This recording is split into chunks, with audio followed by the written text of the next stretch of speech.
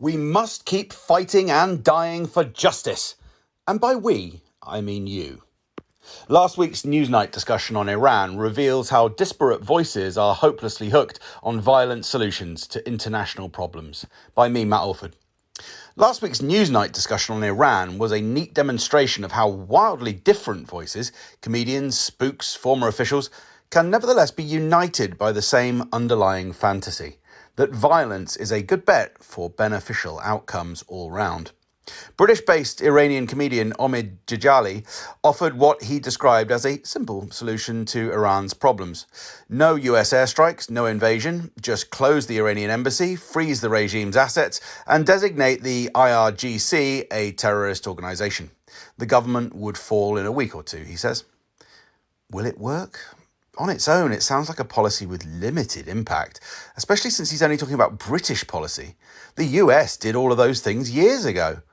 Worse, it risks doing something far more dangerous, encouraging uprisings that external powers have neither the intention nor the capacity to protect. I think I've seen this film before, and I didn't like the ending. In 1991, the West verbally encouraged the Kurds to rise up against Saddam Hussein in Iraq, while quietly ensuring that he retained the machinery, notably helicopters, to crush internal rebellion. The result was massacre, followed by Western regret and amnesia. Djalili may sincerely believe he's helping, but he's also gambling, conspicuously from the safety of a London studio, with other people's lives. At what point does it become ethically indefensible to hope for change by throwing enough human suffering at a problem? Well, how about when the Iranian government itself can mobilize tens of thousands of people onto the streets in counter-protests? Iran is not a tiny gang of thugs versus the people. It's a large, diverse country. Treating it otherwise from outside seems unlikely even to approach a fix-all solution.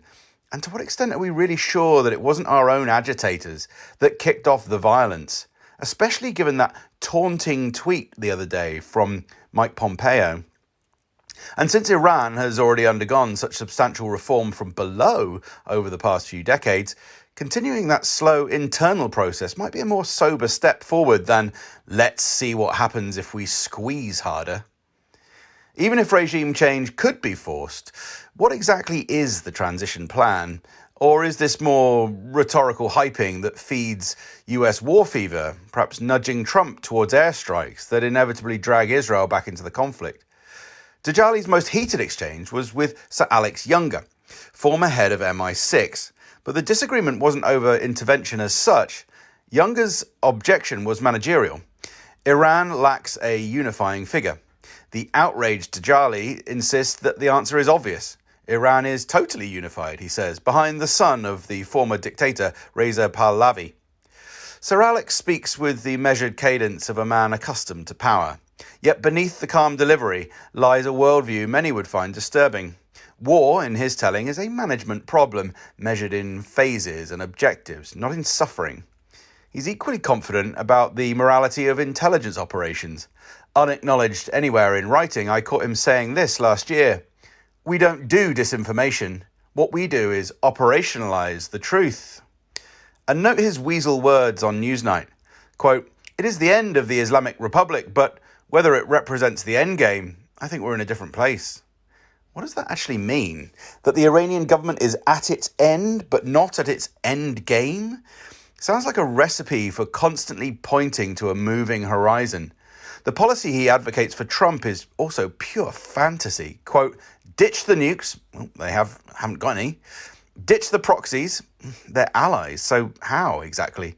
Ditch the ballistic missiles.